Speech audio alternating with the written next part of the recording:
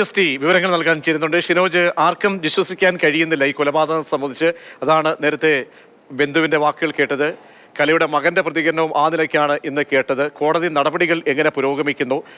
ഈ കോടതിയിലേക്ക് ഹാജരാക്കിയെന്നാണല്ലോ മനസ്സിലാക്കേണ്ടത്. ഇനിയിപ്പോൾ പോലീസ് കസ്റ്റഡിയിൽ വാങ്ങും. തെളിവെടുപ്പ് വളരെ പ്രധാനപ്പെട്ടതാണ് ഈ കേസിൽ. അങ്ങനെയൊക്കെയുള്ള നടപടികളിലേക്കാണ് ഇനി പോകേണ്ടത്. എന്താണ് നമുക്ക് പുതുതായി ലഭിക്കുന്ന വിവരങ്ങൾ?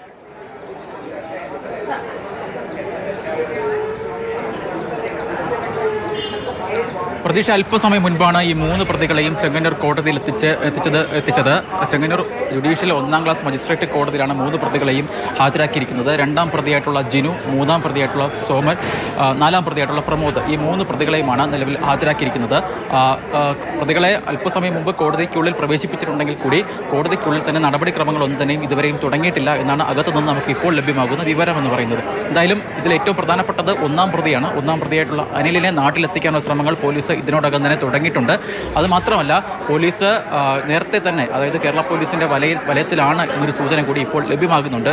കാരണം ഈ കേസുമായി ബന്ധപ്പെട്ട് വളരെ നേരത്തെ തന്നെ, അതായത് 2 മാസത്തെ ഒരു ഗ്യാപ്പ് കേരള പോലീസിന് കിട്ടിയിട്ടുണ്ടായിരുന്നു. അതുകൊണ്ട് തന്നെ 1ാം പ്രതിയായിട്ടുള്ള അനിലിനെ പരമാവധി ട്രാക്ക് ചെയ്യാൻ പോലീസിന് ഇതിനോടകം തന്നെ കഴിഞ്ഞിട്ടുണ്ട്. ഇസ്രായേലിൽ അനിൽ എവിടെയാണെന്നും പരമാവധി അദ്ദേഹം പോലീസിൻ്റെ വലയിൽ തന്നെയാണ് എന്നുള്ള സൂചനയാണ് നിലവിൽ കേരള പോലീസിന് നമുക്ക് ലഭ്യമാകുന്നത്.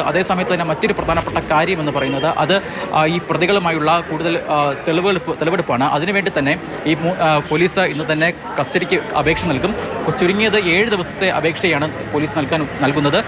കാരണം കൃത്യമായ രീതിയിൽ പരിശോധന നടത്തേണ്ടതുണ്ട്, തെളിവെടുപ്പ് ഉൾപ്പെടെയുള്ള കാര്യങ്ങൾ നടത്തേണ്ടതുണ്ട്. അതുകൊണ്ട് തന്നെ 7 ദിവസത്തെ കസ്റ്റഡി അപേക്ഷയാണ് പോലീസ് നൽകിയിരിക്കുന്നത്. എന്നാൽ കോടതി ഇന്ന് പ്രതികളെ കസ്റ്റഡിക്ക് നൽകുമോ അതോ റിമാൻഡിലേക്ക് വിടുമോ എന്ന കാര്യത്തിൽ അല്പസമയത്തിനുള്ളിൽ തന്നെ തീരുമാനമുണ്ടാകും. ഒരുപക്ഷെ ഇന്ന് റിമാൻഡ് ചെയ്തിട്ട് നാളെ കസ്റ്റഡി അപേക്ഷ പരിഗണിക്കാനായിരിക്കും കൂടുതൽ സാധ്യതയുള്ളത്. എന്തായാലും നടപടിക്രമങ്ങൾ അല്പസമയത്തിനുള്ളിൽ തന്നെ കോടതിക്കുള്ളിൽ തന്നെ പുരോഗമിക്കും. കേരളത്തെ ആകെ ഞെട്ടിച്ച 15 വർഷം മുൻപ് നടന്ന ഒരു കൊലപാതകത്തിന് അല്പസമയത്തിനുള്ളിൽ ഇവിടെ കോടതിയുടെ ഭാഗത്തുനിന്ന് തീരുമാനമുണ്ടാവുകയാണ്. എന്തായാലും ഈ കോടതിക്കുള്ളിൽ നടക്കുന്ന കാര്യങ്ങൾ അപ്പോഴുള്ള ഡെവലപ്മെന്റ് നമുക്ക് പ്രേക്ഷകരെ അറിയിച്ചുകൊണ്ട്